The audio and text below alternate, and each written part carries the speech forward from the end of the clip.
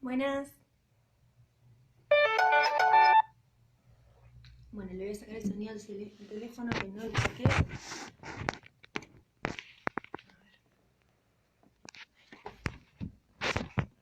Ahora voy a intentar que el teléfono no se caiga. ¿Cómo están?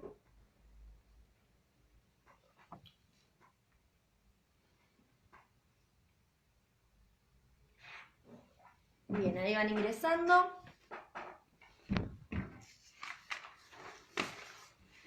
Espero que anden bien. Mientras van ingresando todos, les voy comentando que... Hola, Evelyn. Que subí hoy a la tarde algunas guías de pregunta a lo que es el grupo de Facebook, perdón. Como siempre, las preguntas no son obligatorias, son una guía para aquellas personas que les parece que les puede llegar a servir. Así que si les sirve, están ahí. Y si no, no. Y sí, quiero aclararles, hola Cami, que no hice guía de preguntas de Ockham. Nunca la hice, me di cuenta hoy. Así que bueno, después le voy a pegar de nuevo una lectura al texto a ver, digamos, qué guía podemos armar al respecto para que no quede tan intuitiva, ¿no? Hola, Nazarena. Por otro lado, les cuento que hoy con el texto de Freud y con algunas puntualizaciones en relación a pulsión y sus destinos, vamos a estar terminando nuestro recorrido de lo que sería el práctico de la unidad temática número 3, porque quedan un par de textos, que ya les digo cuáles son. A ver, acá. Quedarían justamente el texto de Grimm, Metapsicología revisada, y la tesis doctoral de Jorge Besso, que las van a trabajar en detalle con Marta, en la parte de los teóricos. Así que aprovechen por ahí. Y ya para la próxima semana estaríamos, obviamente si hoy podemos terminar con Freud, que creo que sí, porque es un texto bastante llevadero, o Leilem. Ya la próxima semana estaríamos abriendo mi unidad favorita, que es la número 4, y estaríamos ya empezando a trabajar a Oscar Terán. El texto es Positivismo y Nación. Me gusta pensar que, bueno, igual le vamos a charlar el próximo encuentro, el próximo jueves, pero me gusta pensar que es como una unidad mucho más llevadera, mucho más rica, mucho más discutible, así que, bueno, hola Hernán, lo espero con ansias. Igual este texto de Freud me gusta mucho, también. Al respecto también quería preguntarles si ustedes están pudiendo asistir a la parte del acompañamiento de la lectura desde lo teórico y cómo vienen un poco con eso. Si Marta ya llegó a plantear algunas cuestiones en relación a Green o si todavía no, por dónde andan, si les estuvo hablando un poco de lo que es representación, que es la unidad que estaríamos más o menos cerrando hoy. ¿Quieren ir escribiéndome y contándome un poco eso? Mientras van terminando de ingresar el resto y ya abrimos un poco lo que va a ser hoy.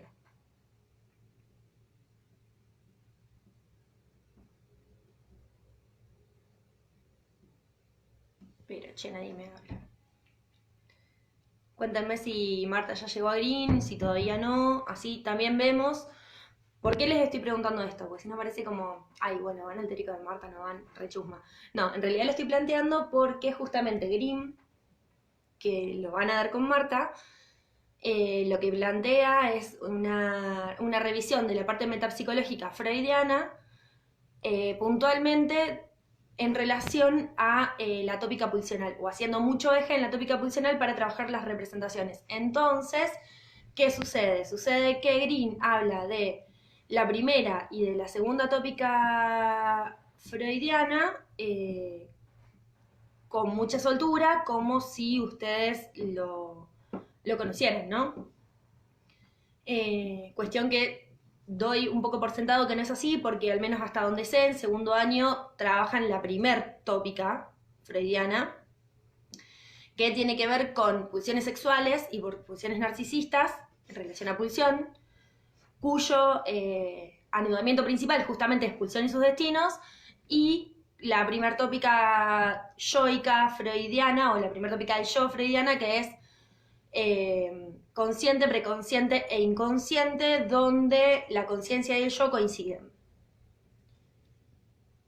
Bien, bueno, entonces vamos a hacer una cosa. Yo voy a decirles lo que digo siempre, súper reiterativa. Pero bueno, voy a decirles lo que digo siempre. Yo lo que voy a hacer hoy es, vamos a trabajar en detalle el texto de Freud que nos corresponde a nosotros, que es algunas consideraciones con miras a un estudio comparativo de las parálisis motrices orgánicas e histéricas. Es un texto de un Freud muy temprano, muy temprano. Es un texto, para que se den una idea, de 1893, o sea que es anterior a todas las escrituras más psicoanalíticas, si situamos el inicio del psicoanálisis como intenta situarlo Freud con la interpretación de los sueños en 1900, ¿sí? Entonces, es un texto, podemos decir, base dentro de lo que es las concepciones psicoanalíticas de este primer Freud muy médico. No nos olvidemos que Freud era neurólogo, pero que ya empieza a tener algunas preguntas en relación a la imposibilidad, si se quiere, de la medicina de dar respuesta, al menos en lo que está relacionado a la teoría de la neurosis, que es un poco lo que vamos a tratar de elaborar hoy. Una vez que veamos esto, vamos a hacer un punto de aparte y vamos a pasar a un Freud que, si bien datará de 20 años más tarde, muchísimo, 21, de 1914, de Pulsión y Destino de Pulsión, vamos a ver un Freud que está planteando otras cuestiones, digamos, que aún no se ha desentendido del todo del discurso médico, ¿sí? Y después voy a intentar transmitirles algo del orden de la segunda tópica, mínimamente para entender a Grimm. ¿Por qué digo esto? Porque lo que yo les transmita queda grabado y ustedes capaz que después incluso desgraban, no vale para decir en la psicoanálisis, ¿sí? Porque, digamos, yo voy a intentar transmitirlo de un modo lo más coloquial posible, con lo cual voy a traicionar muchísimo lo que Freud dice, sobre todo si uno quiere hacer una lectura más extensiva hacia lo que es la letra, ¿no?, de Freud, que es un poco lo que se busca en las materias más psicoanalíticas, y de ninguna manera quiero que, digamos, se queden con mi explicación y no con la que se les dé en esa materia, ¿sí? Va a ser como una introducción concisa, pero escueta.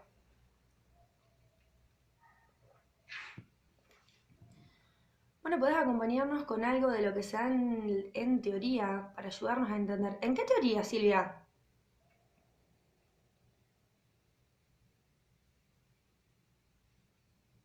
En otras materias, la verdad que no. No sé si es en teoría social, no. O en el teórico.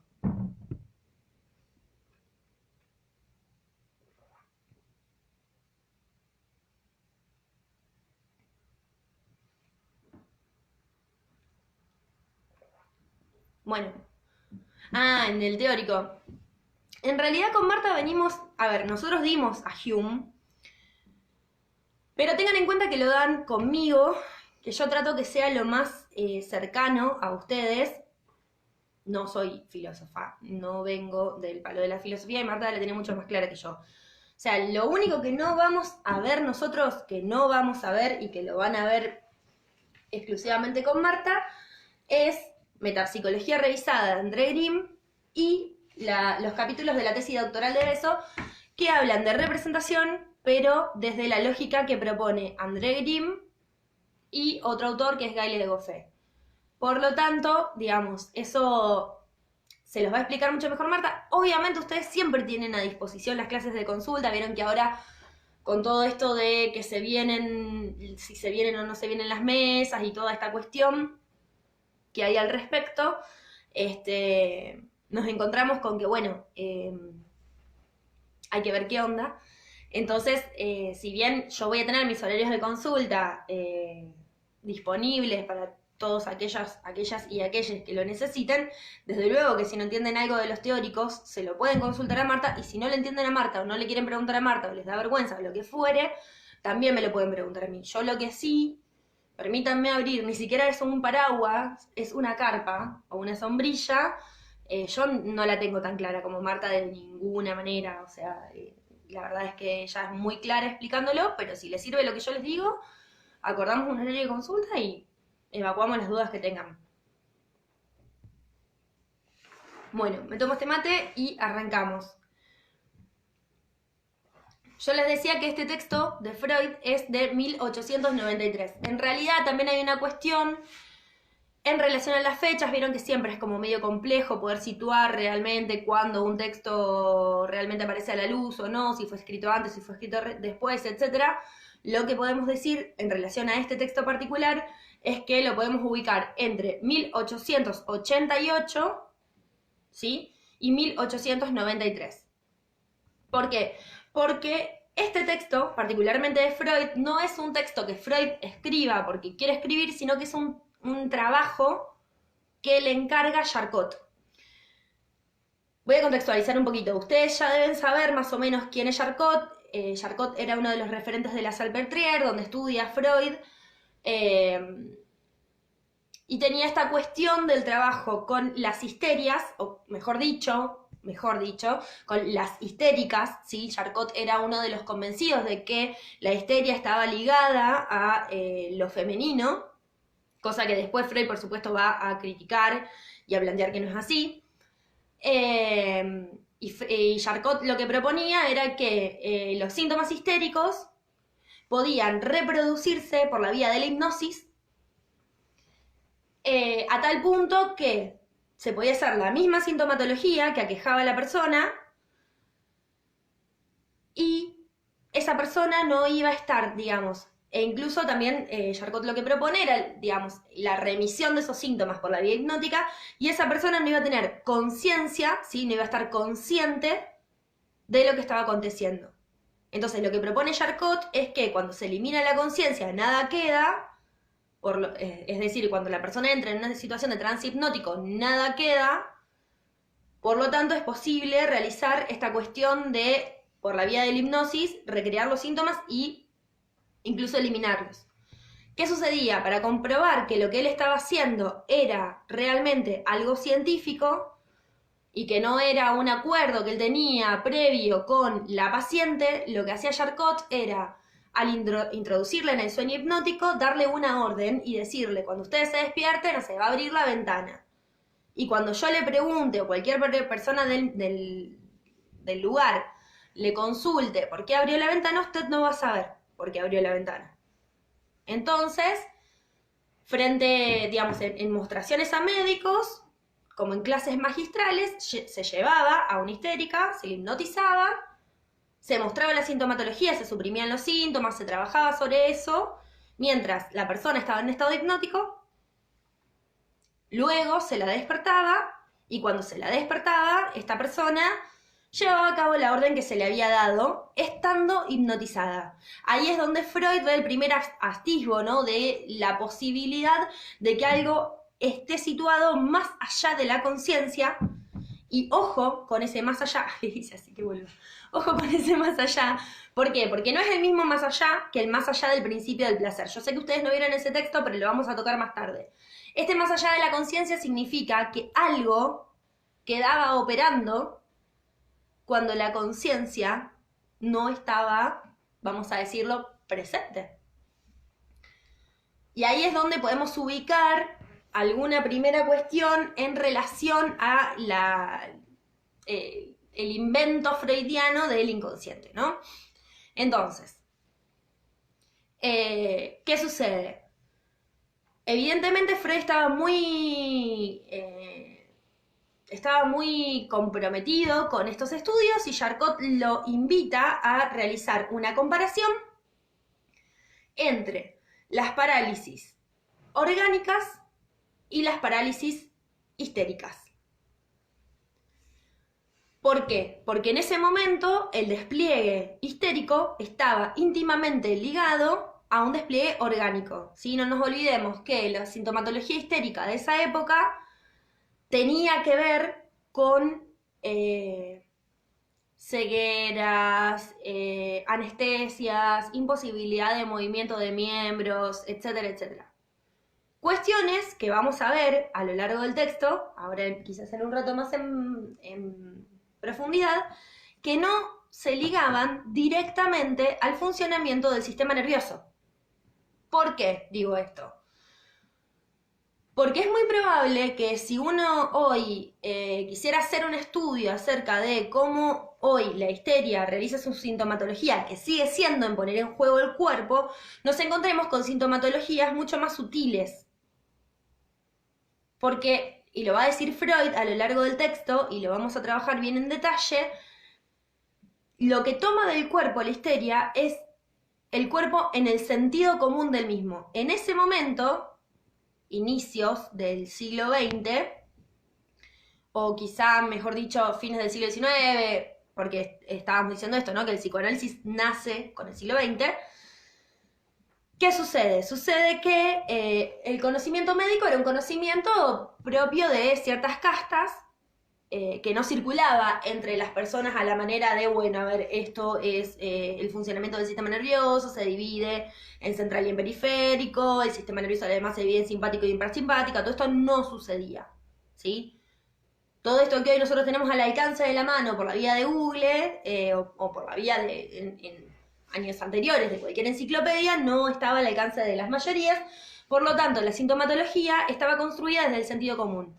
Cuestión que hoy también podemos ver si decimos que la sintomatología de las histerias está ligada a el cuerpo desde el sentido común, por ejemplo, situaciones como la fibromialgia, ¿no? En esto de hay algo del cuerpo comprometido, trabado, ¿no? Dolorido, que no tiene, digamos, a lo que parece que la persona no puede tener acceso, que genera muchísimo malestar, pero que no tiene una explicación desde el discurso médico para poder dar cuenta de cómo se produce, por qué se produce, qué la cura, etcétera, etcétera. Esto no significa de ningún modo que las producciones histéricas, neuróticas, sean producciones que no ponen en juego el cuerpo o que en el cuerpo no haya un sufrimiento, ¿no? El sufrimiento está, el dolor está, lo que no podemos es explicarlo exclusivamente desde la medicina. Si yo me resfrío, tengo una determinada sintomatología, si un médico ve esa determinada sintomatología, lo primero que va a hacer hoy en día es chequear que no tenga coronavirus, pero si no lo tengo, después era, bueno, a ver, dolor de garganta, tos, moco, fiebre, gripe. ¿Sí? Eso se me va a dar ibuprofeno y el estado gripal va a pasar y se supone desde el discurso médico que volvemos a una situación ligada a lo sano. El paradigma del discurso médico es el paradigma del cuerpo sano. Lo que va a plantear el psicoanálisis, varios años más adelante, es que quizás no se trate del paradigma del cuerpo sano, se trate de escuchar el síntoma. Toda esta introducción para decirles que este es uno de los textos que nos permiten empezar a pensar en eso, ¿no? Empezar a pensar en que las histéricas ya no serán mujeres a hipnotizar y a mostrar frente a otros hombres, vale decirlo, porque la verdad que de médicas había muy pocas, y no será su voz desautorizada en tanto de, mirá la que histérica lo que está haciendo esta piba, sino que empezará a partir del psicoanálisis a ser escuchado algo del orden del padecimiento e incluso, me atrevo a decir, algo del orden de la verdad. ¿Qué verdad denuncia ese sujeto con ese padecer? ¿Sí? Volvemos a 1893. Les decía que este escrito es un trabajo que le encarga a Charcot. Lo que tiene es que tiene una lectura relativamente sencilla y vamos a intentar y hacer un gran esfuerzo de no perdernos en los detalles médicos. Si bien vamos a necesitar algunos, vamos a tratar de puntualizar cuáles son aquellos que necesitamos y cuáles son aquellos que podemos dar, que podemos pasar por alto o a los que podemos darle menor importancia. ¿Qué es lo primero que hace Freud? Divide a las parálisis orgánicas, es decir, que tienen asidero en el cuerpo, en dos. Aquellas parálisis que son perífero-espinales, que también las llama parálisis en detalle, y aquellas parálisis que son cerebrales, que las llama en masa. Las perífero-espinales son aquellas, tengamos en cuenta, ¿sí?, que las parálisis de las que va a hablar Freud son parálisis de orden nervioso. Esto no significa que se producen porque uno está nervioso desde el sentido coloquial, sino que significa que hay algo del orden del tejido nervioso, de los nervios, que está dañado, que se ha roto. Por lo tanto, se produce una parálisis. Las perífero-espinales son segmentos nerviosos que van desde el exterior, ¿sí?, desde la piel, que contacta con el exterior, hacia la médula espinal, la que va dentro de la columna vertebral. Y ese es el primer segmento nervioso del que va a hablar Freud, ¿no? Hay un segmento nervioso que es periferia, médula, podríamos decir piel, médula, y hay un segundo que es médula, cerebro, ¿sí? El primero siempre va a ser más preciso, de la periferia a la médula siempre va a ser más preciso y con mayor cantidad de terminaciones nerviosas. Y en esto me voy a permitir 3 segundos de biología para decirles que el arco nervioso se produce sin pensar y se produce a nivel de médula espinal. Por ejemplo, si yo me pincho el dedo o me quemo la mano, retiro rápidamente, incluso apenas siento el dolor o antes de sentirlo. ¿Por qué? Porque yo me doy cuenta que me duele cuando lo puedo pensar, ¿sí? Hay un primer momento de retirar el dedo porque me pinché, porque me quemé, y hay un segundo momento donde el cerebro procesa esa información y empezamos a pensar, bueno, no, me quemé, me pinché, me tengo que curar de esta manera, me duele más, me duele menos, ¿no? Pero este primer arco reflejo que se da a nivel medular se da sin la participación del cerebro, ¿sí? Se da exclusivamente en la médula. Cuando alguno de esos nervios se rompe, lo que se produce es una parálisis en detalle entre la periferia y la médula espinal. Se ha roto un nervio, por lo tanto, el nervio que conectaba punto a punto ya no funciona. Entonces, la parálisis que se produce es específicamente en el punto en el que tocaba ese nervio. ¿Cómo lo dice Freud? Freud lo dice, de la periferia a la médula, dice, cada elemento de la periferia corresponde a uno de la sustancia gris de la médula, ¿sí? Es decir, que lo que hay es una proyección, son parálisis proyectivas, punto por punto, ¿sí? Voy de nuevo, parálisis perífero-espinales, son del detalle. Él lo escribe en francés, de Taillet, se deletrea D, E con acento, T, A, I latina, doble L, E con acento, E común, pero lo escribe, digamos, en francés porque está escribiendo para Charcot. Que Charcot, no nos olvidemos, que es de la Salpêtrière, que queda en Francia. Entonces, del detalle, va de la periferia a la médula, ¿sí? A cada elemento de la periferia le corresponde un elemento de la sustancia gris de la médula y hay una proyección punto por punto. Por lo tanto, son parálisis proyectivas. ¿Qué es la sustancia gris? Me dirán ustedes, posiblemente ya lo sepan por biología, pero la sustancia gris es la parte corporal de la neurona, ¿sí? La sustancia gris es la parte corporal de la neurona, la sustancia blanca es el axón, si no estoy equivocada. Bien. Ahora, ¿qué pasa con las parálisis cerebrales? Las parálisis cerebrales lo que nos va a decir Freud es que son en masa, ¿sí? O en francés, en masse. E-N, espacio, M-A-S-S-E.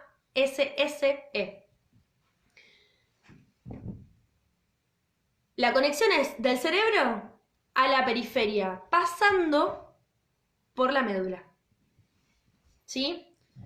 Entonces, con lo que nos encontramos es con que no corresponde el número de fibras nerviosas conductoras a la cabeza, por lo tanto, cada fibra nerviosa que sale del cerebro representará a un grupo de elementos del cuerpo y no a uno solo. En la médula nos encontramos punto a punto, acá nos encontramos con que no. Cada fibra que salga del cerebro va a representar a un grupo de elementos en el cuerpo. Entonces, si las otras eran proyectivas, estas son representativas. Son parálisis representativas. Un ejemplo claro de las parálisis representativas, que quizá no es el más grato, es cuando hay un accidente cerebrovascular, también conocido como ACV. ¿Qué sucede cuando hay un accidente cerebrovascular? Se rompe la conducción nerviosa y lo que se paraliza en masa. ¿No? La persona se le paraliza, no sé, por decir cualquier cosa, la mitad de la cara, se le paraliza la mitad del cuerpo. Entonces, ahí tenemos una cuestión que vemos que va en masa, no va punto a punto. ¿Sí? Entonces, lo digo nuevamente. Tenemos las periferoespinales y tenemos las cerebrales. Las periferoespinales son en detalle, las cerebrales son en masa.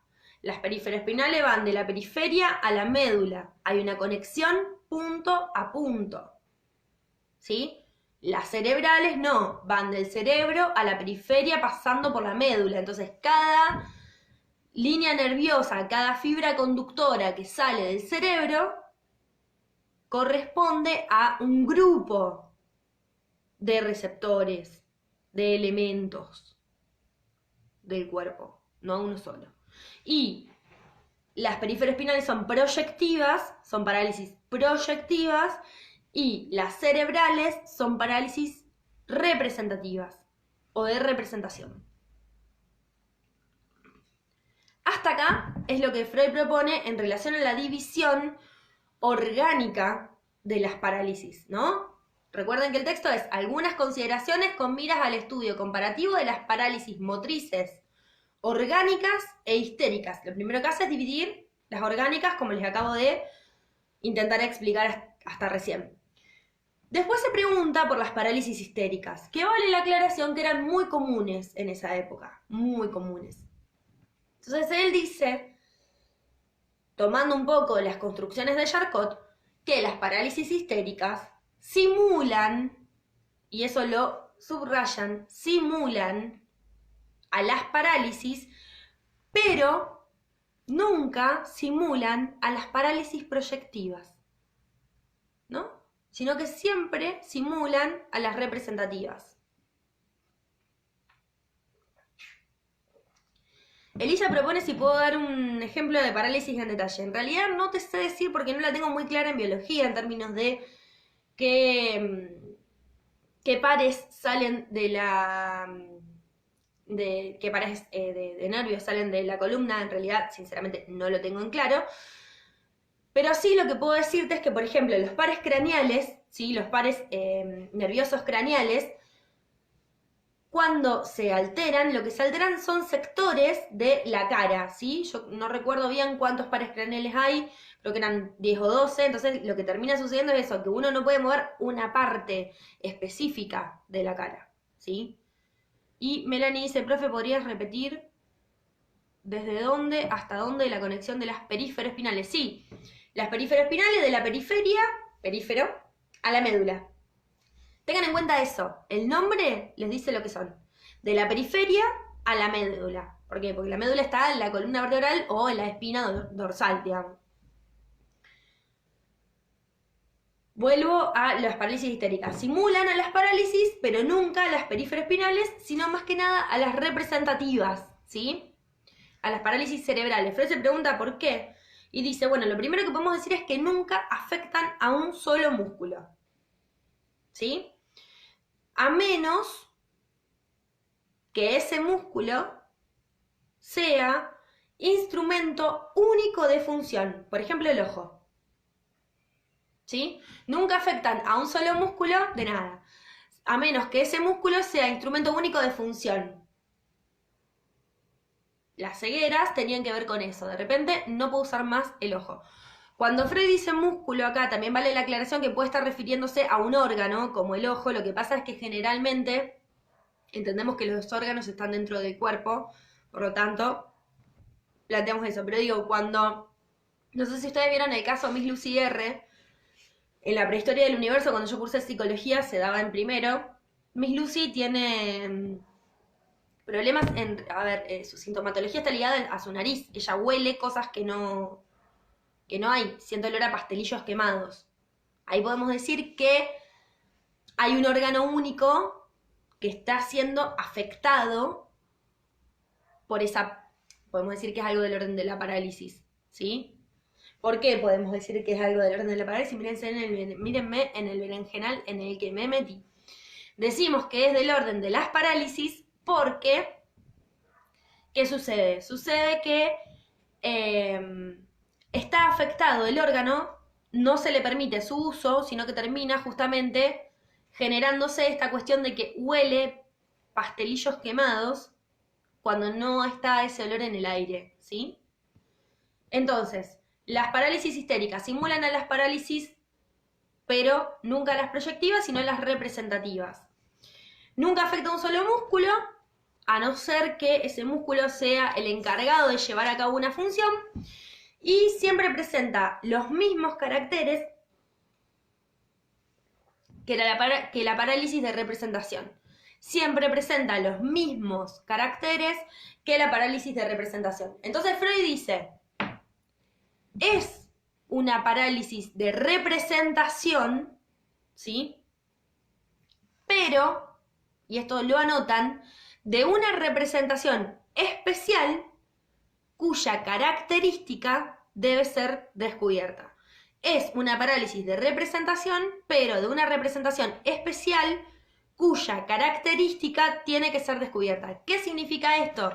Significa que es una parálisis de representación, pero que no está representando la parte lastimada del nervio en el grupo de músculos, sino que está representando otra cosa. Y tenemos que descubrir qué está representando. ¿Sí? Entonces acá tenemos ya una cuestión de que la representación no necesariamente es nerviosa, en términos de los nervios, de los axones neuronales, sino que puede tener otra característica la representación, ¿no? Acá tenemos un Freud empezando a plantear eso. La representación puede ser de otro modo. ¿Cuál otro modo? Hay que descubrirlo. ¿Sí? Antes de meterse más en lleno, o más de lleno, mejor dicho, acerca de estas características que hay que descubrir, lo que va a hacer Freud es tratar de explicar qué son las parálisis histéricas. Y lo que va a decir es que lo primero que podemos ubicar es que están mucho más disociadas y mucho más sistematizadas que las parálisis cerebrales, ¿sí? Los síntomas, dice Freud, de la parálisis orgánica se encuentran fragmentados, ¿sí? Y esto lleva siempre una manifestación excesiva. ¿Sí? ¿Qué significa esto? Que los síntomas de la parálisis histérica, tienen muchísima más intensidad. Y acá es donde esto se lo anotan, que es la característica principal de las parálisis histéricas, es que tienen una delimitación exacta, ¿sí? Y una intensidad excesiva. Ahí voy a leer. Una delimitación exacta y una intensidad excesiva. Entonces, voy de nuevo, para llegar a esta idea de que están delimitadas exactamente y excesivamente sobrecargadas.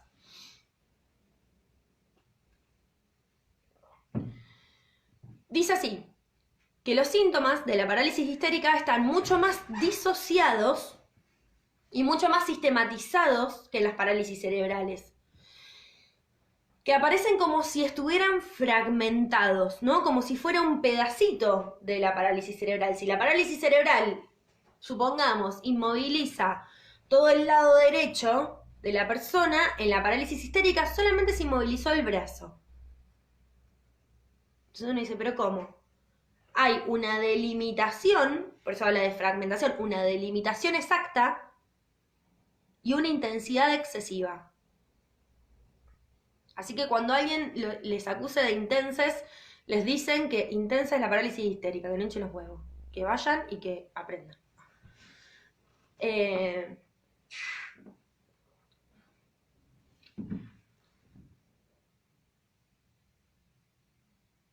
Entonces lo que dice Freud es que estas dos cualidades de la delimitación exacta y de la intensidad excesiva son propias de la parálisis histérica. Dice, en las parálisis orgánicas estas dos cualidades no aparecen asociadas. Puede ser que una parálisis orgánica genere muchísima intensidad y que no se la pueda recuperar, ¿sí? Como por ejemplo decir, bueno, no, mira, no vas a recuperar la movilidad de este sector o no vas a recuperar la movilidad de todo el sector, posiblemente puedas recuperar, no sé, de los brazos, pero no de las piernas, estoy jugando un poco con el ejemplo, pero no puede ser que haya un recorte perfecto, una delimitación exacta y una intensidad excesiva. Ya sabemos que si tenemos esas dos características, estamos en el territorio de la parálisis histérica. Tengamos en cuenta que estamos hablando de fin del siglo XIX, principios del siglo XX, por lo tanto no había ni tomografía ni nada de eso. La única forma de estudiar los nervios dañados, o la más utilizada, era por la vía de la disección. Es decir, cuando el paciente fallecía, uno decía, ah, sí, mira, acá tenía el nervio dañado, el cerebro lastimado, etcétera, etcétera. Bien, entonces, delimitación exacta e intensidad excesiva. La parálisis histérica, dice Freud, presenta perturbaciones de la sensibilidad, ¿sí? Más a menudo que las parálisis orgánicas. Y dice que son más profundas y más frecuentes en la neurosis. ¿Sí? Segunda cuestión, la primera dijimos intensidad excesiva y delimitación exacta. Segunda cuestión, son más frecuentes en la neurosis. Y tienen perturbaciones de la sensibilidad. A la fecha que Freud escribe este texto, 1893, no hay forma para explicar todavía, no hay forma de explicar por qué hay perturbaciones en la sensibilidad. ¿Por qué una persona puede oler a pastelillos quemados cuando no hay pastelillos quemados?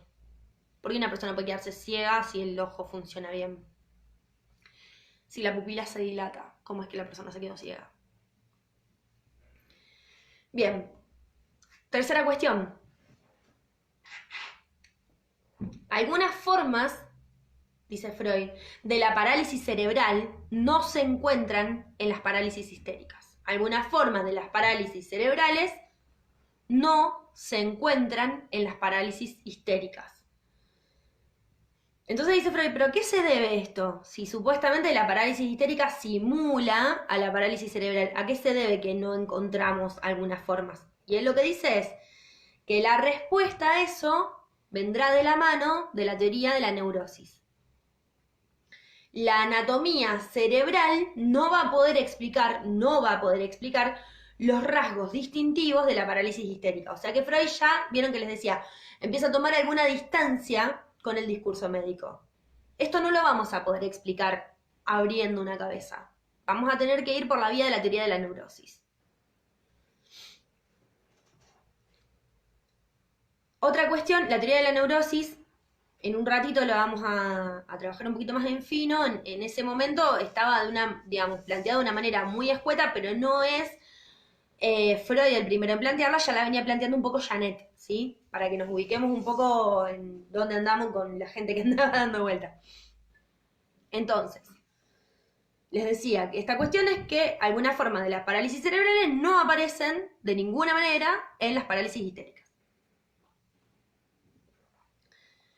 Por lo tanto, la anatomía cerebral no puede explicar los rasgos distintivos de la parálisis histérica, sino que la que lo podrá explicar posiblemente será la teoría de la neurosis.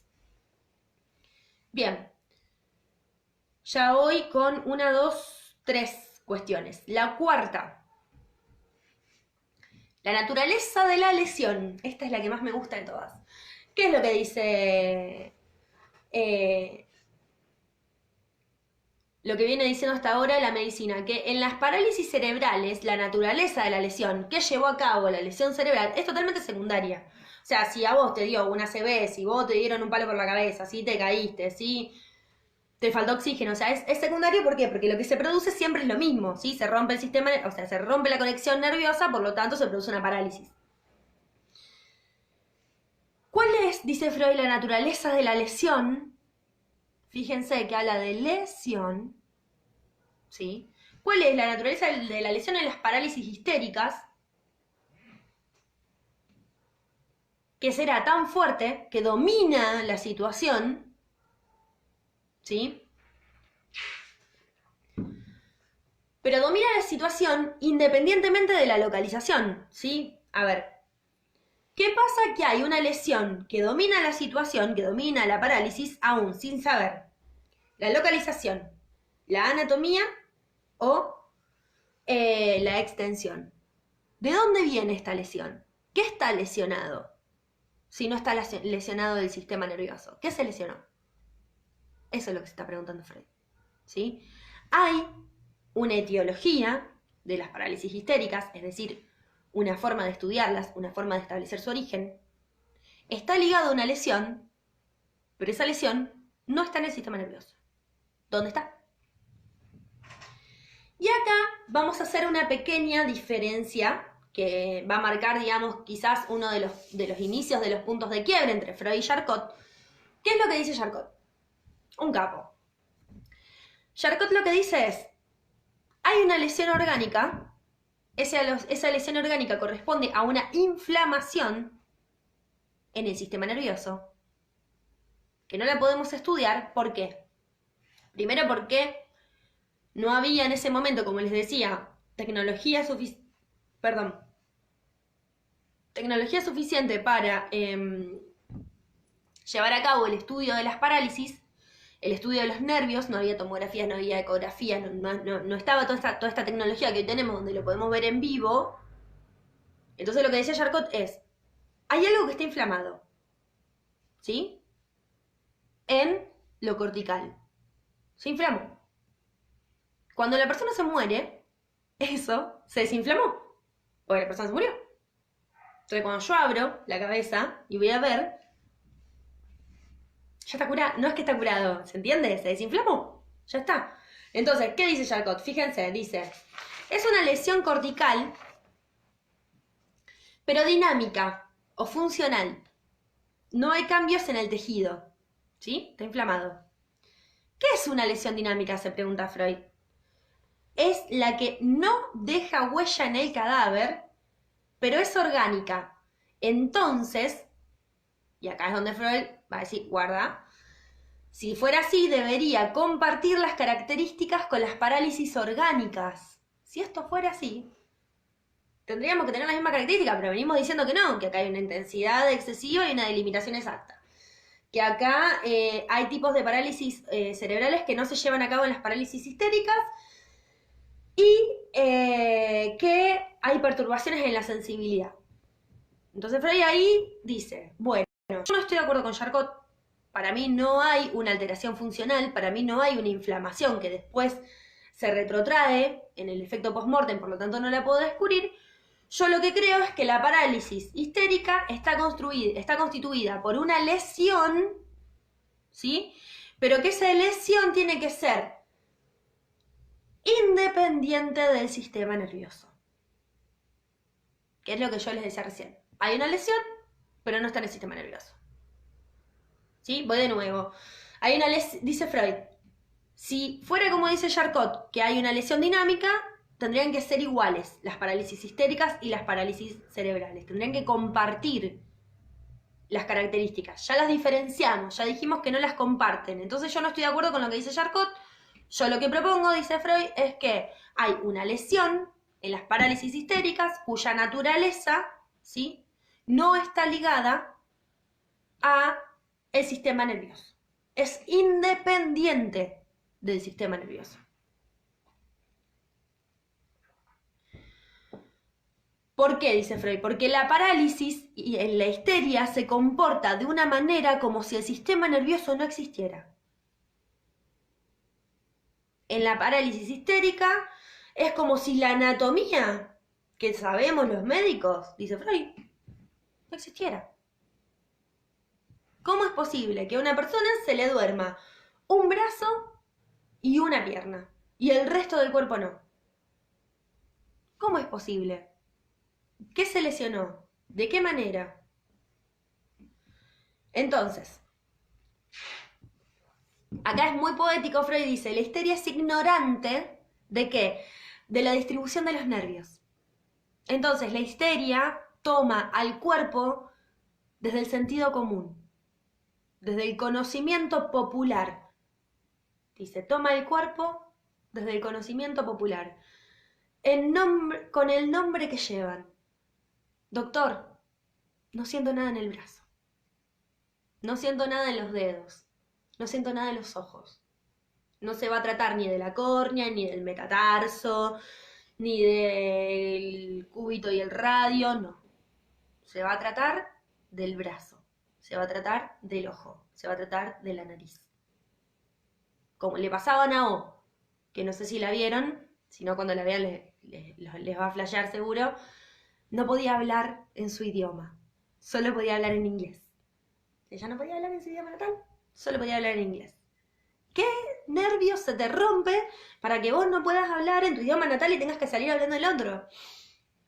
No, dice Freud, no hay una lastimadura, digámoslo bien crudo, no hay una rotura en los nervios, no hay una lesión en los nervios, hay una lesión que está independiente del sistema nervioso, porque la histeria, cuando genera su sintomatología, no entiende el sistema nervioso como anatómico, sino que lo entiende desde el sentido popular. ¿Sí? Esto Freud lo toma de Janet, que se escribe con J, Janet, que es el que ya estaba teorizando en relación a la teoría de las neurosis, que yo les decía antes, ¿sí? Y lo que intenta es, Freud, tomando a Janet, es desarrollar cómo podría ser la lesión que es causa de esta parálisis, o sea, ¿qué lesión? ¿Qué pasa que una persona de repente no puede ver? ¿Qué pasa que una persona de repente no puede hacer uso de su cuerpo? Entonces ahí lo que dice es, ok, tomemos el concepto de lesión funcional o dinámica como una alteración de la propiedad funcional. O sea, el ojo, su lesión funcional o dinámica significaría que dejo de ver, que no puedo moverlo, que no puedo pestañear, que no me salen lágrimas. ¿Sí? Esta lesión funcional o dinámica puede existir, si la entendemos así, como ligada a la propiedad funcional, a lo que para eso sirve el órgano. Lo que podemos plantear es que esta lesión funcional puede existir sin que se lesione orgánicamente el ojo. Yo puedo tener toda la respuesta nerviosa del ojo, se me dilatan las pupilas, se me cierran los párpados, no sé, tiene la presión que tiene que tener, etcétera, etcétera, pero aún así no ver. ¿Por qué? Porque lo que se ha lesionado de una manera funcional es justamente la propiedad funcional. ¿Para qué sirve el ojo? No puedo ver. Eso es lo que se lesionó. No se lesionó el ojo. Se lesionó la capacidad de ver. ¿Sí? Fíjense como que hay una diferencia con Charcot. Charcot, cuando propone la lesión funcional, él lo que dice es que es una lesión que es propia del sistema nervioso por la vía generalmente inflamatoria que no deja huella. Y Freud lo que dice es que lo que hay en una lesión, cuando hay una lesión funcional, es que el órgano o la parte del cuerpo no puede realizar la función que le corresponde. ¿Sí? ¿Se entiende esa diferencia? Bien. Entonces, si hay una lesión que no es orgánica, que ya llegamos hasta acá, Freud dice, bueno, ¿qué pasa acá? Entonces él dice que es la concepción trivial, popular que hay del órgano del cuerpo la que está puesta en juego, ¿sí? Las parálisis histéricas, para Freud, se tratan principalmente de ¿qué? De parálisis que están ligadas al tocar, ¿sí? A lo sensitivo y a lo visual. Si bien yo les nombré una parálisis histérica que está más ligada a, o un síntoma histérico que está más ligado a los olores, siempre en este momento Freud lo nombra más ligado a lo sensitivo y a lo visual. Entonces, la lesión histérica, de la parálisis histérica, es una alteración, y esto se lo anotan, una alteración de la concepción. ¿Sí? En la página 208, a ver si tengo acá, si lo encuentro se los leo, porque es súper interesante. En la página 208 es esto que les estoy diciendo. ¿Y por qué estoy haciendo tanto hincapié? Les digo mientras lo busco. Porque justamente con lo que nos encontramos es con un concepto de representación acá, ¿no? Un atisbo del concepto de representación. ¿Por qué? Porque justamente hay una alteración de la concepción de ese órgano que ha generado esa parálisis.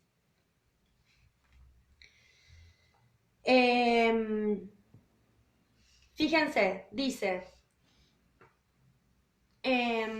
considerada psicológicamente, la parálisis del brazo consiste en el hecho de que la concepción del brazo no puede entrar en asociación con las otras ideas que constituyen al yo, del cual el cuerpo del individuo forma una parte importante. La lesión sería entonces la abolición de la accesibilidad asociativa de la concepción del brazo. Este se comporta como si no existiera para el juego de las asociaciones. Es indudable que si las condiciones materiales correspondientes a la concepción del brazo están profundamente alteradas, también se habrá perdido esta concepción. Pero he de demostrar que puede ser inasequible sin estar destruida y sin que esté dañado el sustrato material, el tejido nervioso de la región cortical. ¿Sí? Fíjense cómo acá nos habla de esto que les estoy diciendo, ¿no? Hay una alteración de la concepción, por lo tanto, lo que hay, fíjense, y lo marcan y lo escriben, hay abolición, es decir, que se ha abolido, no está más la accesibilidad asociativa. No puedo asociar nada a ese órgano que está enfermo, que está paralizado. ¿Sí? Entonces dice, se comporta el cuerpo como si no existiera ese órgano o ese pedazo de cuerpo. ¿Por qué? Porque no existe para la asociación, para la concepción. Cuando yo no puedo mover el brazo, mi cuerpo se comporta, dentro de la histeria, como si ese brazo no existiera, como si no estuviera más. A mí me lo pueden pinchar, le pueden pegar, lo pueden levantar, bajar. No tengo acceso, no tengo más acceso a ese brazo. No hay forma de asociar algo con ese brazo. ¿sí? Entonces, el valor afectivo, de afecto, que se atribuye a esta primera asociación de objeto, repugna, ¿sí? ¿Qué es lo que repugna? La posibilidad de entrar nuevamente en una asociación. Y se vuelve inaccesible a la conciencia. Voy de nuevo. El cuerpo se comporta, vamos con el ejemplo del brazo, como si el brazo no existiera. Por lo tanto, la accesibilidad asociativa de ese brazo queda anulada, ¿sí? Queda abolida. Y el valor afectivo que tiene esta inervación que se ha producido en mi brazo, que ya no lo puedo mover más, repugna la posibilidad de que eso entre en asociación con otra cosa. Por lo tanto, el brazo se me vuelve inaccesible. Yo no puedo hacer uso de él. Si la concepción, dice Freud, de brazo está entonces envuelta de un gran valor afectivo, será inaccesible para otras asociaciones. El brazo, dice Freud, va a estar paralizado en proporción, ¿pero en proporción a qué?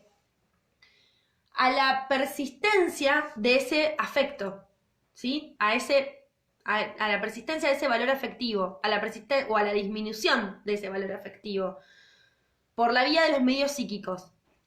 ¿A qué voy con esto? Voy a dar un ejemplo y capaz que ahí se nos aclara un poquito más. Dentro de estudios sobre la histeria, Freud labura varios casos de varias, digamos, pacientes que él fue trabajando varios años después. Y lo que dice, por ejemplo, es que había una de las mujeres que estaba cuidando a su padre enfermo, entonces de repente suena música linda en una escena muy, muy horrible, ella, el padre postrado, ella sosteniéndole la cabeza entre las piernas, y ahí, no, sosteniéndole la cabeza con un brazo, digamos, tratando de calmarlo. Suena música linda, le dan muchas ganas de bailar y después tiene problemas para acceder, por ejemplo, al movimiento de las piernas. ¿Por qué? Porque se sancionó a sí misma en esto de como que tu padre se está muriendo, vos tenés ganas y te joda, ¿qué onda? ¿Se entiende? Entonces, el valor afectivo es tan fuerte que esas piernas quedan por fuera de la capacidad asociativa, por lo tanto no tengo acceso a ellas, pero no hay un nervio que se lastimó y no las puedo mover. Si yo por la vía de las asociaciones, por la vía del hablar, por la vía de lo que luego va a ser la talking cure y el psicoanálisis, no puedo desandar algo del orden de lo traumático, de esa lesión que es funcional, pero que no es orgánica, si yo no lo puedo desandar, eso va a quedar paralizado. Y el cuerpo se va a comportar como si ese miembro no existiera. ¿Sí?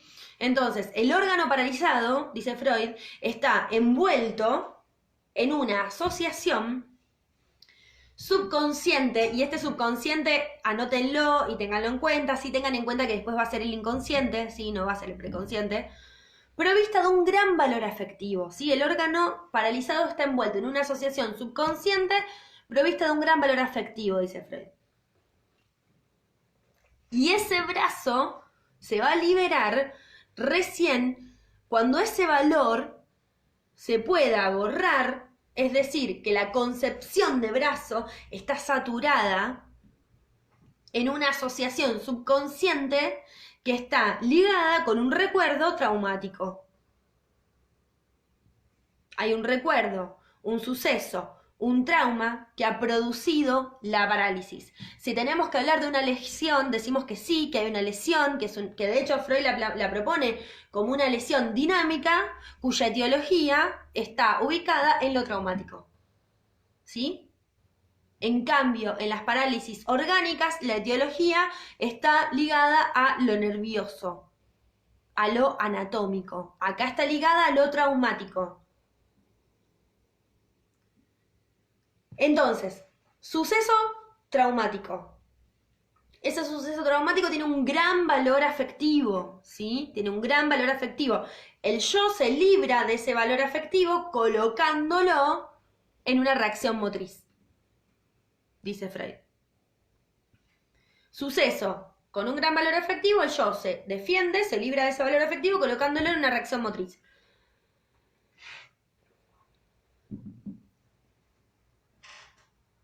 ¿Sí? Voy de nuevo. Tenemos un suceso, vamos a tratar de hacerlo un poquito más largo. Tenemos un suceso. Ese suceso tiene un gran valor afectivo, no sé, de repente, vamos, no sé, un suceso traumático. Qué sé yo, vamos a suponer que trataron no sé, lo que pasa es que hoy todos los ejemplos que se me ocurren más actuales son ligados al pánico, pero bueno, vamos a suponer que, no sé, trataron de raptarme y me agarraron del brazo, ¿no? Entonces, si frente a ese suceso, que tiene un gran valor afectivo, el yo se puede liberar de eso por una reacción motriz, ¿sí? O por asociaciones, yo puedo contarlo, explicarlo y ligarlo de algún modo para que eso traumático deje de ser traumático y empiece a ser elaborado. Si yo no puedo hacer eso, se genera un trauma. Entonces, supongamos, dentro de este ejemplo que les estoy dando, que es bastante pedorro, perdón la palabra, que como me agarraron el brazo y yo eso no lo pude elaborar, se me produce una parálisis del brazo. Ahí es donde se produciría la parálisis, porque ya aparece lo traumático, porque el yo no se puede liberar de ese afecto, entonces lo inerva en el cuerpo, ¿sí? Y ese trauma produce este síntoma que es la parálisis histérica. Este síntoma tiene esta causa que puede permanecer subconsciente y que es inasequible, que no se puede acceder a ella por la vía del yo consciente. ¿Por qué? Porque no puedo acceder a ella por la vía del órgano, ¿sí? Si yo digo, bueno, mira, no puedo mover el brazo, no sabes lo que me pasó, no puedo mover el brazo. Bueno, pero ¿por qué no puedo mover el brazo? Y no puedo mover el brazo, no sé por qué no puedo mover el brazo, porque no lo puedo mover. Bueno, me golpean. El brazo tiene respuesta, supongamos que tiene respuesta, ¿cómo es que se dice? Refleja, sobre todo en el codo, qué sé yo. Dicen, bueno, mira, María, la verdad es que tu brazo funciona, digamos, tus nervios en el brazo están bárbaros, pero yo no lo puedo mover. Me aplican dolor, no lo siento, calor, no lo siento, frío, no lo siento. Mi cuerpo se comporta como si ese brazo no existiera. Yo no puedo acceder a algo del orden de la etiología a menos que me ponga a hablar sobre ello. Cuando yo me pongo a hablar por la vía de las asociaciones, es que yo puedo elaborar algo del orden de ese trauma y liberar ese brazo de ese afecto que ha sido inervado porque no ha podido ser tramitado en el momento en el que el suceso traumático sucedió. Valga la redundancia. Elisa pregunta si sería que la lesión en las parálisis histéricas es el trauma. Lo que podemos decir es que la lesión en la parálisis histérica es dinámica y está ligada a un suceso traumático. ¿Por qué te lo digo así? Porque, digamos, también es importante poder marcar esto, que la lesión está ligada a un valor afectivo propio de un suceso traumático que no ha podido ser elaborado por ninguna vía, ni por la vía del escape, ni por la vía del...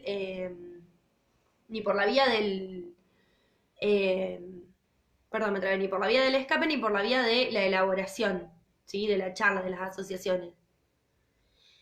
Esto, que acá ya estaríamos terminando, este texto de Freud, de paso voy a chequearlo ahora. Genial. Lo que podemos decir es que este texto es la base que él va a tener después, o una de las bases que él va a tener después, para plantear la existencia del inconsciente, ¿no? Cuando él plantea esta cuestión de la primera teoría en relación a la teoría del origen de la sintomatología histérica, que él plantea que hubo una situación ligada a la sexualidad infantil que permaneció inconsciente hasta que algo de lo actual conectó con eso y produjo la parálisis, se está refiriendo a esto. Hay algo del orden del recuerdo traumático que se reactiva y que como no nos podemos liberar de ese afecto, afecta a alguna parte del cuerpo, que está conectada por asociaciones a eso, pero que es inaccesible a menos que uno empiece a poder hablar sobre eso para ligar algo de ese afecto. Incluso, habiendo terminado este texto, y esto no está en el texto, lo que les puedo decir es ligando algo de ese afecto a otras representaciones. ¿Me siguieron hasta acá? ¿Hay alguna duda en relación a este texto?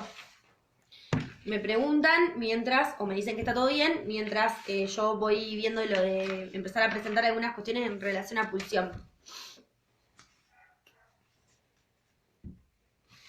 Y les leo una última cosita de este texto que trabajamos recién, también en la página 208, al final de la página dice, no es una simple comparación. El fenómeno es casi idéntico en el campo de la psicología de las concepciones. Si la concepción de brazo está envuelta en una asociación de gran valor afectivo, será inaccesible al libre juego de las otras asociaciones. El brazo estará paralizado en proporción a la persistencia de ese valor afectivo o a su disminución por los medios psíquicos apropiados. He ahí la solución del problema que nos hemos planteado, pues en todos los casos de la parálisis histérica uno halla que el órgano paralizado o la función abolida están envueltos en una asociación subconsciente provista de un gran valor afectivo y que se puede mostrar que el brazo se libera tan pronto como ese valor afectivo se borra. Hay una llamada a pie de página de subconsciente y dice que una de las escasísimas ocasiones, y tal vez la más antigua, en la que se presenta la palabra en los escritos de Freud. Para más datos, ver estudios sobre la histeria. Tengan en cuenta que este subconsciente está ligado a lo inconsciente que ustedes deben haber estado viendo quizás en Psicoanálisis 1. Bien. De hecho, termina dándole un palito muy lindo a Charcot y dice, fue Charcot el primero que nos enseñó que es preciso dirigirse a la psicología para dar con la explicación de la neurosis histérica. Breuer y yo hemos seguido su ejemplo en una comunicación preliminar sobre el mecanismo psíquico de los fenómenos histéricos, en ella demostramos, que los síntomas permanentes de la histeria llamada no traumática se explican, salvo los estigmas, por el mismo mecanismo que Charcot reconoció a las parálisis traumáticas. Pero también ofrecemos la razón por la cual esos síntomas persisten y pueden ser curados, ¿sí?, mediante un procedimiento especial de psicoterapia hipnótica. Cada suceso, cada impresión psíquica están provistos de cierto valor afectivo del que se libra, por la vía de una reacción motriz o por un trabajo psíquico asociativo. Si el individuo no puede o no quiere tramitar el excedente, el recuerdo de esa impresión adquiere la importancia de un trauma y deviene la causa de síntomas permanentes de histeria. La imposibilidad de la eliminación es notoria cuando la impresión permanece en el subconsciente. Hemos llamado a esta teoría la abreacción de los aumentos de estímulo. Ahí tienen, digamos, el último palito que el amigo le da a Charcot y al final, última hojita, obviamente, en resumen, pienso que concuerda bien con nuestra visión general sobre la histeria, tal como hemos podido formarla siguiendo las enseñanzas de Charcot, que la lesión en las parálisis histéricas no consiste en otra cosa que en la inaccesibilidad de la concepción del órgano o de la función para las asociaciones del yo consciente, que esta alteración puramente funcional, con integridad de la concepción misma, esté causada por la fijación de dicha concepción a una asociación subconsciente con el recuerdo del trauma, y que esta concepción no devenga libre y accesible hasta que el valor afectivo del trauma psíquico no haya sido eliminado por la reacción motriz adecuada o por el trabajo psíquico consciente. ¿Sí? Hasta acá lo que es este textito tan hermoso de las consideraciones con miras a etc. No me acuerdo bien el nombre, nunca me acuerdo bien el nombre, por eso le digo siempre el de las parálisis. Algunas consideraciones con miras al estudio comparativo de las parálisis motrices orgánicas histéricas. Bien, ahí veo que me están diciendo que está todo clarísimo. Bueno, vamos a hacer un punto y aparte. ¿Están muy cansados? Cansadas, cansades. Bueno, igual si están muy cansados, cansadas, cansadas, pueden salir del vivo, total, les va a quedar. Vamos a pasar un poquitito a pulsión.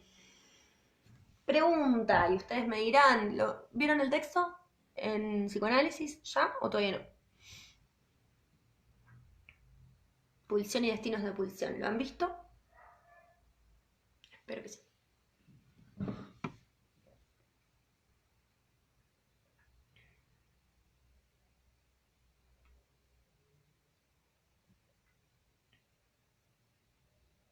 A ver qué me contestan. Yo mientras voy buscando las definiciones que me interesa. ¡Ah! ¡Qué buena noticia! ¡Qué bueno que ya lo vieron! ¡Qué bien, qué bien, qué bien! Bueno, genial. Bueno, esto no saben lo contenta que me pone todo el año reniego. ¿Cómo? Bien, genial. Bueno, entonces, pulsión y destinos de pulsión. Es un texto que a nosotros nos sirve para poder plantear un poco la lectura de André Grim, ¿sí? Tengan en cuenta que André Grim, como dice el programa, es un psicoanalista contemporáneo, ¿sí? O sea que es más de nuestra época. Este texto de Freud es de, genial, es de 1914 y como les decía al principio del vivo, es uno de los textos que forma, digamos, parte de la primera teoría pulsional. De hecho, podemos decir que es como un gran nudo de la primera teoría pulsional. ¿De qué hablo cuando hablo de la primera teoría pulsional? Freud lo que propone es que las pulsiones se dividen en dos: pulsiones de vida y pulsiones sexuales, ¿verdad? Primera teoría pulsional. Empecemos ubicando qué es la pulsión. Lo primero que nosotros sabemos es que la pulsión no es lo mismo que el instinto, ¿verdad? Tenemos, por eso siempre, al menos, digamos, dentro de la lectura que se propone en la Facultad de Psicología, con la cual acuerdo plenamente, tenemos la traducción que está más ligada a Amor Rorty, donde pulsión e instinto no son lo mismo. De hecho, si quisiéramos establecer una diferencia bien clara, ¿qué diríamos? Diríamos que el instinto es lo proporcionado, lo perfecto, está, si se quiere, la podemos homologar a la imaginación elemental que veíamos en Castoriadis, y la pulsión es lo desproporcionado y lo imperfecto, ¿sí? La pulsión siempre conlleva a una desproporción. Esto que estoy diciendo lo estoy diciendo de una manera quizás un poquito más ligado a Lacan. Voy a tratar de no irme de mambo. Si me voy de mambo me ponen, profe, te fuiste de mambo, y yo vuelvo, ¿sí? Trato de no irme entre los autores, sobre todo porque tenemos que tratar de plantear de una manera entendible lo que les quiero transmitir. ¿Qué viene diciendo Freud en relación a la pulsión? Viene diciendo que es nada más y nada menos que un concepto, ¿sí? Freud define la pulsión como el concepto límite entre lo psíquico y lo somático, ¿sí?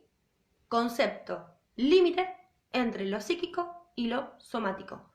Por lo tanto, la pulsión no está en lo psíquico, no está en lo somático, está en el límite y opera tanto en lo psíquico como en lo somático por medio de representantes. Generalmente, cuando leemos los textos de Freud, lo que hacemos para ganar un poquito más de tiempo, o al menos lo hacía yo mucho cuando era estudiante, es saltarme las introducciones, las notas de introductorias que escribe el traductor de Freud, que es el amigo James. Aún así, les recomiendo mucho, en la página 108 de Pulsión y Destino de Pulsión, en este librito, tomo 14, fíjense que dice: una pulsión nunca puede pasar a ser objeto de la conciencia. Nunca puede pasar a ser objeto de la conciencia. Solo puede serlo la representación, que es su representante. Ahora bien, tampoco en el interior de lo consciente puede estar representada si no es por la representación. Esta cuestión que les leo, que parece más un trabalenguas que una cuestión teórica, me sirve un montón que ya estén dando este texto en psicoanálisis para que lo podamos pensar juntos, es la siguiente: la pulsión está en el límite. Como está en el límite, opera por la vía de representantes. Esos representantes son la representación de la pulsión.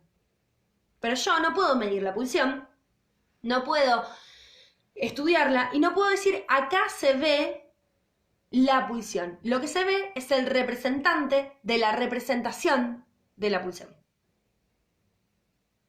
¿Sí? Entonces, concepto límite entre lo psíquico y lo somático.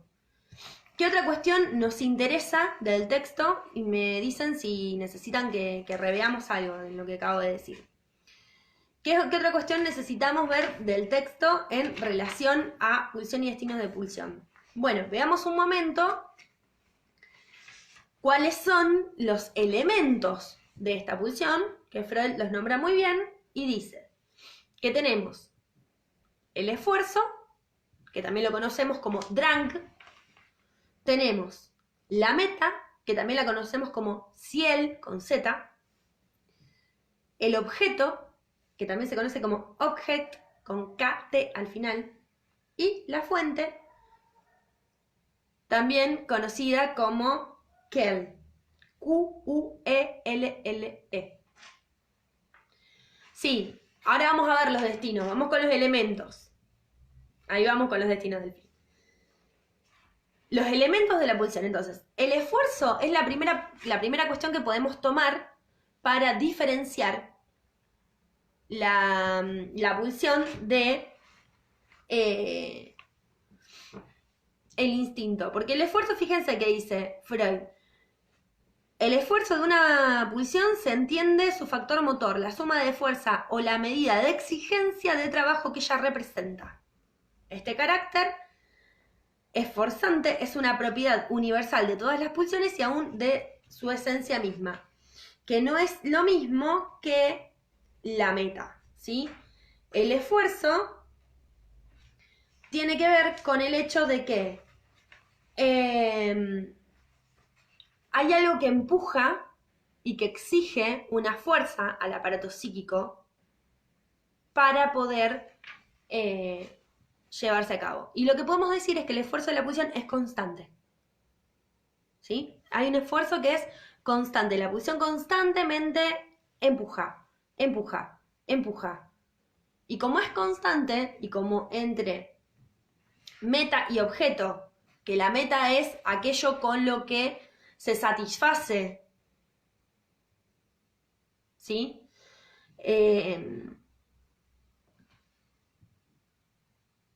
Pero podemos decir que si la meta es la satisfacción, vamos de nuevo, porque si no les voy a marear. La meta es la satisfacción de la pulsión, pero podemos decir que si la meta es satisfacerse aquello con lo que se satisface la pulsión, que es el objeto, no va a ser lo mismo siempre. Entonces, acá es donde Freud dice que entre objeto y meta de la pulsión hay soldadura, y ahí tenemos otra ruptura con el instinto. El instinto tiene un esfuerzo que se inicia cuando el animal está, por ejemplo, bajo en calorías, un animal que está en estado salvaje, va, caza y come. ¿Cuánto come? Exactamente la cantidad de calorías necesaria para recuperar aquellas que ha gastado. ¿Cuánto duerme? La cantidad de horas necesaria para recuperar la fuerza necesaria para seguir manejándose. ¿Cuándo se reproduce? Cuando su cuerpo está en condiciones de procrear. Estoy hablando de animales en estado salvaje, no estoy hablando de la gata que tengo en casa, pobrecita, que me sufre todos los días, y es que está muy atravesada por la persona, por el sujeto, por lo tanto no hay algo del orden del instinto salvaje ahí. Pero, qué sé yo, el león cuando caza lo hace de esa manera. Entonces es perfecto, ¿sí? De hecho, ¿por qué, qué sé yo, el animal deja de correr a su presa? Porque llega un momento que se da cuenta que no solo que no la va a alcanzar, sino que además está poniendo en riesgo sus reservas nutricionales de grasa, etcétera, como para, digamos, una próxima cacería. Entonces frena y dice, no, bueno, voy a buscar otra. En los hombres eso está totalmente desproporcionado, yo les decía, ¿no? Entonces el esfuerzo es constante, la meta será la satisfacción, veremos de qué manera se satisface una pulsión, si siempre de la misma o no, y el objeto irá variando. El objeto de la pulsión si bien es aquello por lo cual alcanza su meta, dice Freud, es lo más variable. ¿Sí? El objeto de mi pulsión no tiene por qué ser el mismo que el objeto de la pulsión de ustedes. De hecho, lo vamos a ver cuando ustedes vean a Green, lo van a ver bien de lleno en esto del hallazgo y el rehallazgo del objeto, y de la posibilidad de objetalizar algo que estaba ahí, como de repente un objeto de deseo, un objeto de pulsión. Pero ¿qué sucede? Entre objeto y meta hay una soldadura, ¿sí? Por lo tanto, no es lo mismo de todas las formas y deja una marca en cómo esa persona se relaciona con todo lo que es externo a sí mismo. Ahora, la fuente es de donde proviene el empuje, ¿no? De donde se propone que proviene. Entonces, él lo que dice es que la fuente, lo que podríamos plantear es que vendría una pulsión, pues. Ahí voy, Delphi. Yo estoy tratando de no ser lacaniana y vos me empujás. Pero bueno. La fuente, uno podría pensarla ligada exclusivamente a las zonas erógenas, pero no necesariamente es así. Porque acá es donde Freud va a diferenciar dos grandes grupos de pulsiones. Las pulsiones de vida, que son las que están destinadas a conservar la vida, ¿no? Que son las pulsiones yoicas. Perdón, las de vida son las de la segunda tópica. Las pulsiones yoicas, que son las que están destinadas a conservar el estado yoico, y las pulsiones sexuales, que son aquellas que apuntan a la descarga. Por lo tanto, Freud lo que plantea es que las pulsiones sexuales en este primer momento apuntan al nirvana, es decir, al cero de energía, a la descarga, y por lo tanto son las malas, por decirlo de alguna manera, ¿no? Las yoicas son las buenas, las malas son las sexuales. Y lo que van haciendo es como una especie de batalla entre unas y otras. Delphi dice, una pulsión puede satisfacerse con el objeto del otro. Bueno. Vamos a tratar de no ser lacanianas al respecto. Una pulsión puede satisfacerse con un objeto siempre y cuando ese objeto esté erigido como objeto de deseo. ¿Sí? Que es lo que les va a decir un poco Green. Voy a tratar de no meterme tampoco mucho en Green porque mi idea es no marearlos, y si se marean me dicen y volvemos la vez que haga falta, ¿no? Lo que plantea Green es que un objeto que estaba ahí, presente en la cotidianidad de la persona, puede elegirse como objeto de deseo en el momento en que ese objeto es investido por una carga pulsional, ligada a la pulsión de vida que ahora vamos a ver qué es. Ejemplo, Facultad de Psicología. No sé cuántas personas de ustedes son, o facultad, universidad. No sé cuántas personas de ustedes son de Rosario, no sé cuántas personas, digamos, como ustedes habrán visto o no en la Facultad de Psicología. Sí, lo que puedo decir es que las primeras veces que uno ingresa es como, wow, sí, qué linda la facultad, qué miedo, qué onda por acá, qué onda por allá. Llega un momento que eso se erige como objeto de deseo y la facultad no es cualquier cosa. La facultad pasa a ser un lugar que, de hecho, en este momento añoramos muchísimo, a un edificio que está allá, en la Siberia. O sea, yo vivo en zona norte, añoro ir a un edificio que está en la otra punta de la fucking ciudad, sí.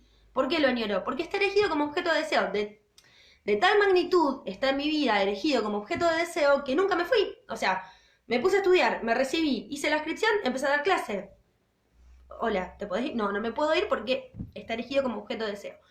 ¿Qué pasa cuando eso empieza a caer, ¿no? ¿Qué pasa cuando alguien dice, y la verdad que me hincha las pelotas la facultad, no quiero saber más nada, no me genera nada? Bueno, acá pueden pasar dos cosas. Puede ser que la pulsión tenga la vuelta sobre lo contrario y que parezca que nos genera rechazo, pero en realidad hay algo ahí a interrogar, o puede pasar que ese objeto caiga como objeto de deseo por la vía de la desinvestidura. Digo, si se ve investido con pulsión de vida, que ya vamos a ver qué es, puede ser que tenga la vuelta de la pulsión de muerte, que también vamos a ver qué es, y ahí dice Green, eso cayó.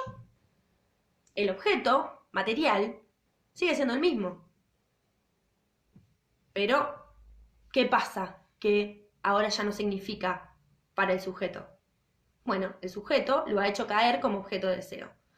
Otro ejemplo que me encanta dar, la típica de cuando te empieza a gustar alguien y te lo cruzaba siempre. Y sí, pero ¿cómo lo tuve tanto tiempo, tan cerca y nunca me di cuenta que me gustaba? ¿Viste? La típica. ¿Cómo si? Mirá, ¿cómo nunca me di cuenta que me gustaba? Bueno, a ver, no es que nunca te diste cuenta que te gustaba, lo investiste con una carga pulsional ahora, y ahora es objeto de deseo. Persona va a ser siempre, esperemos. Pero objeto de deseo pasa a ser ahora. O lo otro, o sea, ¿qué pasa cuando uno se desenamora? Que dice, ¿cómo me puede haber comido ese bicho? Mirá con lo que andaba. Bueno, De nuevo, lo mismo, aquello que estaba investido con una carga pulsional ha sido desinvestido, esa pulsión ha sido retirada por la vía de la pulsión de muerte, que ya vamos a ver qué es, ¿sí? Entonces, una pulsión puede satisfacerse con el objeto del otro. Discusión para armar, digamos, una tesis lacaniana súper interesante, Delphi. Lo que podemos decir es que puede satisfacerse con un objeto de deseo, ¿sí? Al menos para quedarnos en territorio freudiano. Bien, entonces, decíamos, empuje, meta, objeto, fuente, ¿no? Y esta cuestión de la división entre pulsiones yoicas y pulsiones sexuales. Las pulsiones yoicas son aquellas que empujan en pos de continuar con la vida, entonces son las que están más ligadas a la sublimación, ¿sí? Y las pulsiones sexuales son las que están más ligadas a la descarga directa, por lo tanto, al nirvana. Por eso para Freud son las más complicadas, ¿sí? Entonces lo que hay todo el tiempo acá es una lucha pulsional entre pulsiones yoicas y pulsiones sexuales. Voy a hacer un pequeño paréntesis para tratar de introducir algo del orden de la segunda tópica de las pulsiones, pero para poder entrar hasta ahí voy a dar un pequeño rodeo, ténganme paciencia y si no lo entienden me frenan. Esta primera tópica freudiana, pulsional, coincide con la primera tópica del yo que plantea Freud. ¿Qué es lo que dice Freud? Freud lo que dice es que el aparato psíquico está dividido en consciente, preconsciente e inconsciente, ¿sí? En la conciencia encontramos la percepción, recordamos siempre que la percepción y la memoria se excluyen entre sí, yo lo que percibo no lo recuerdo, sino que lo que recuerdo está en el preconsciente, que es susceptible de conciencia, y más atrás, en este esquema mal conocido como el esquema del peine, encontramos el inconsciente, que no es susceptible de conciencia, más que por la vía asociativa, es decir, las asociaciones deberán pasar por el preconsciente para llegar a conectar con algunas huellas némicas propias del inconsciente, y ahí está la cura, la primer teoría de la cura psicoanalítica, que es hacer consciente lo inconsciente, que es lo que veíamos recién, hace un rato, cuando veíamos el texto de las parálisis, que decíamos, si algo del orden de lo traumático se vuelve consciente, el afecto se libera, ¿no? Y la parálisis se afloja. Bien.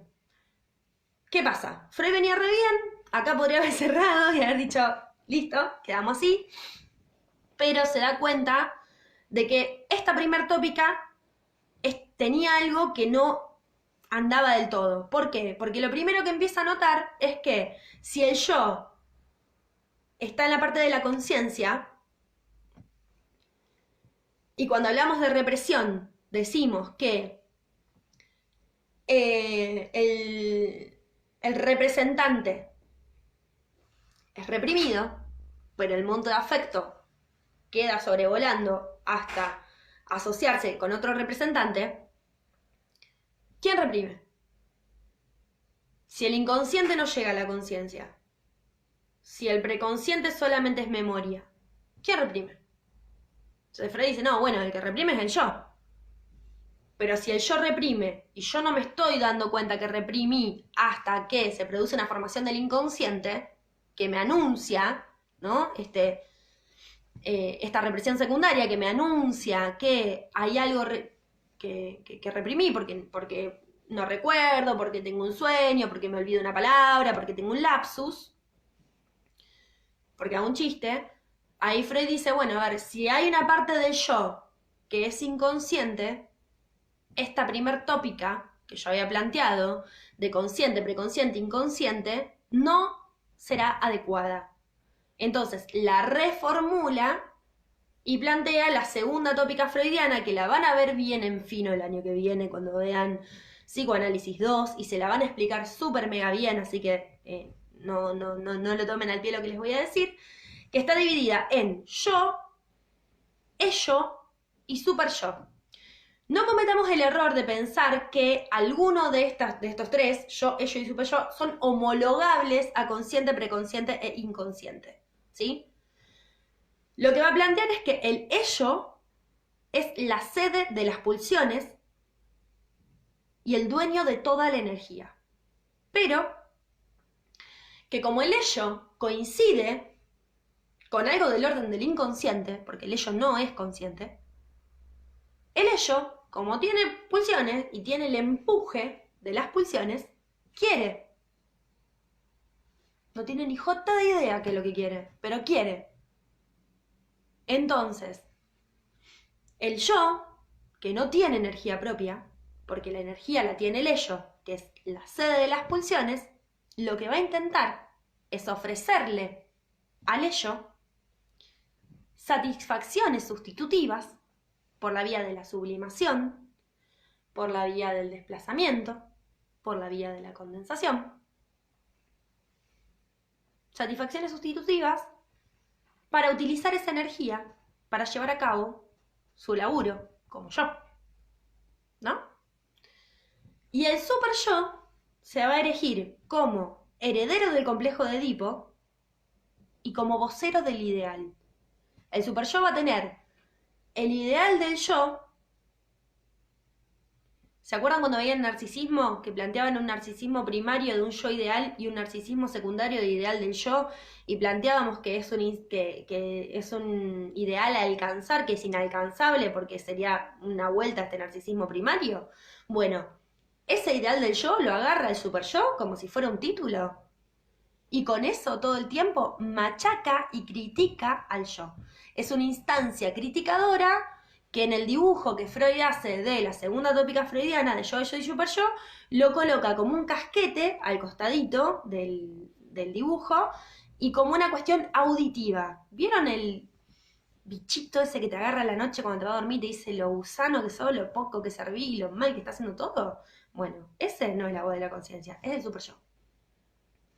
El super yo lo que hace es criticar al yo y, me voy a la cara un segundito y vuelvo, demandarle todo el tiempo, vuelvo a Freud, le tiro un imperativo, tenés que hacer así, tenés que hacer esto, no puede ser que seas tan basura, no puede ser que hagas todo mal, sos un desastre, tenés que hacer así, ¿sí? ¿Qué pasa?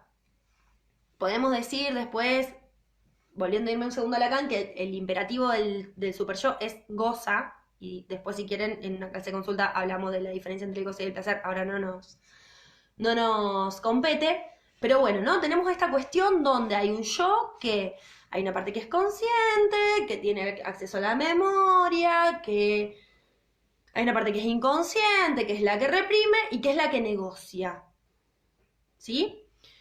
Esta cuestión de plantear esta segunda tópica en términos de la instancia del yo, le genera también a Freud algunas dudas en relación a su posición de las pulsiones.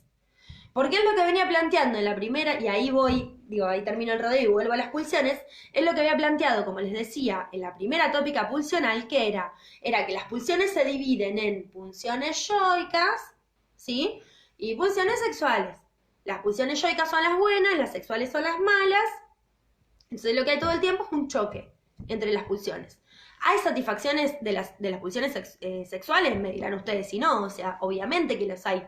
Pero también lo que podemos decir es que son muchos menos que las satisfacciones que se tienen que obtener de las pulsiones yoicas, ¿sí? Hablando mal y pronto, es mucho menos lo que tenemos satisfacciones sexuales que lo que tenemos de satisfacciones en la vida cotidiana, digamos, ¿sí? Incluso cuando esas satisfacciones se dan por la vía de la vuelta sobre lo contrario, o la vuelta sobre la propia persona. Bien. Entonces dice Freud, bueno, porque las pulsiones sexuales y las pulsiones yoicas tienen una cosa en común. ¿Qué cosa en común? Hacen ruido. Hacen mucho ruido y ponen a trabajar al yo. Las dos le imprimen una exigencia pulsional al yo. A ver, dale, ponete a trabajar. A ver, dale, ponete a ponerla. A ver, dale, vamos a hacer esto. No, a ver, dale. ¿Se entiende esto de...? Hay un meme dando vueltas que me parece que es muy explícito al respecto, que dice, yo a las 3 de la mañana, dice, por ejemplo, el argumento, la discusión que hubiera ganado hace 3 semanas, el trabajo que tengo que entregar, las ganas de ver meme, las ganas de masturbarme. Bien, como hay determinadas exigencias que son propias de lo pulsional, en términos de la pulsión de saber, la pulsión escópica, la pulsión más de tinte sexual, pero que esas demandas, esas exigencias, no esas demandas, esas exigencias son al yo. Entonces, si eso pone a trabajar al yo, así sea por la vía de la sexualidad, si aun cuando se llega al orgasmo, después se sigue volviendo a tener relaciones sexuales, incluso se sigue en la misma relación sexual, entonces de lo que estamos hablando es que no hay un nirvana. El nirvana está en otro lado. Y ahí es donde Freud dice, bueno, hay unas pulsiones que hacen ruido, esas pulsiones que hacen ruido son las pulsiones yoicas, que son las pulsiones de vida, son aquellas que me empujan a continuar con mi vida, ¿sí? Y a esas pulsiones les opone, pero no en una batalla, las pulsiones de muerte. Lo que dice es que las pulsiones de muerte son pulsiones silenciosas que llevan directamente a la descarga. Directamente a la descarga. Y que lo que hay entre pulsiones de vida y pulsiones de muerte es una mezcla, ¿sí? Se van enroscando, se van mezclando de tal manera que cuando las de muerte van directamente a la descarga, las de vida las traen de nuevo, y cuando se desbandan para la de vida, la de muerte vuelve para allá, y va habiendo constantemente una mezcla. Esa mezcla pulsional es lo que nos permite llevar adelante nuestra vida. Cuando se produce la desmezcla, la pulsión de muerte, al nirvana, así, pum, se terminó, fin. Cuando hablamos de principio de nirvana, hablamos de cero excitación, cero estímulo en el aparato psíquico. Por lo tanto, hablamos de muerte. El estado de nirvana es el estado de muerte. Cuando nada irrumpe en el aparato psíquico. No es ni poquito, ni casi nada, ni el previo a que aparezca algo, es nada. Fin, se terminó. Entonces, acá lo que plantea Freud por esta vía de la pulsión de vida y la pulsión de muerte es la cuestión de la mezcla y la desmezcla pulsional, que va a tomar Green para establecer la posibilidad de que un objeto se erija como objeto de deseo. Este libro yo lo podía ver cuando era pendeja, no sé, en una biblioteca, y para mí era un libro más que no me llamaba absolutamente nada, porque tenía 566.000 palabritas y no tenía ningún dibujito, y la verdad que era un libro común y corriente. A partir de encontrarme con lo que el psicoanálisis me ha generado a mí, y con lo que la Facultad de Psicología me ha generado a mí, es un objeto de deseo. No trato este libro de la misma manera que trato otros libros. No lo presto, por ejemplo. Yo soy especialista en prestar y perder libros. O sea, los míos pierdo. Los de los otros no. Los libros de psicoanálisis no los presto. ¿Por qué? Porque están erigidos en el lugar de objeto de deseo. Entonces los cuido, los mimo, los limpio, qué sé yo. Los trato como un objeto.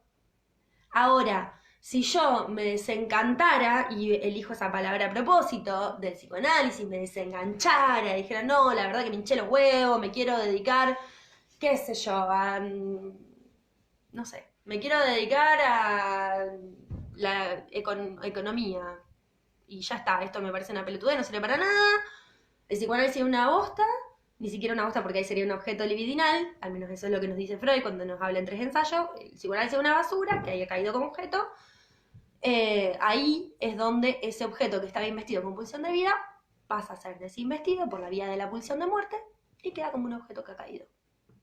Y no es más objeto de deseo. Entonces, el hallazgo es un rehallazgo.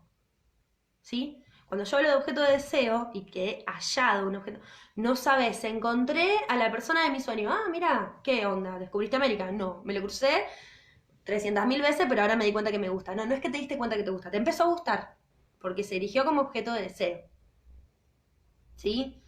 Esto es lo que propone un poco Grimm. Ustedes lo van a ver bien, mucho más en fino cuando lo vean con Marta, van a ver también su teoría en relación a las representaciones, pero a mí lo que me interesa es que quede esta idea de que lo pulsional, al menos a los fines de esta materia, porque van a tener materias en las que lo van a trabajar mucho más en fino, lo pulsional tiene, digamos, estas dos Estas dos tópicas, de la primera tópica lo que toma Green es el concepto de pulsión, concepto límite entre lo psíquico y lo somático, no está ni de un lado ni del otro, ¿sí? Sino que está en el límite y opera de los dos lados por la vía de la representación, por eso también después habrá un menú representativo, que tendremos que darle lugar. Y por otro lado, de la segunda tópica, esta cuestión de la mezcla y la desmezcla pulsional en términos de pulsión de vida y pulsión de muerte, en el sentido de que pueden objetalizar.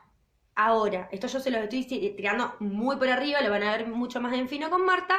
Esto nos lleva a la tesis de Grimm, que es que el sujeto con el que trabaja el psicoanálisis es el sujeto de la pulsión.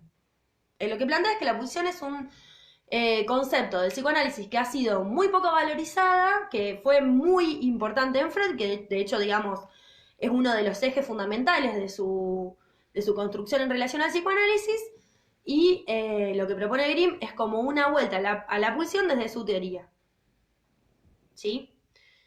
Ahora lo que les pregunto es si me entendieron más o menos hasta acá, y si me entendieron más o menos hasta acá, y les parece, ya cortamos, y nos encontramos la próxima vez, que va a ser el jueves que viene, con Positivismo y Nación de Oscar Terán. Díganme si entendieron más o menos, y si no, sacamos las dudas que podamos evacuar.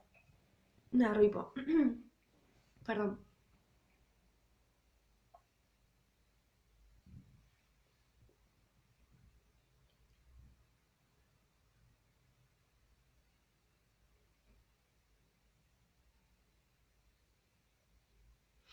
Le damos un toque de lugar al delay. Bien, genial. Ahí estoy viendo que se entendió perfecto. Bueno, buenísimo. Seguramente, digamos, a medida, qué bueno, a medida que avancemos con, claro, ya sería la unidad 4, a medida que avancemos con el recorrido van a aparecer dudas y obviamente estaremos para intentar evacuarlas, y si no, guarda María, no tires nada, estarán el resto de los docentes que están también a disposición, ¿sí? Nos vemos el próximo jueves. Se cuidan un montón y nada, les mando muchos afectos y bueno, evidentemente este año es muy probable que no nos veamos en la facu, pero nada, cuando nos crucemos me frenan y me dicen, profe, yo cursé con vos virtualmente y nos tomamos un porrón. Nos vemos el jueves que viene. Un abrazo de noche.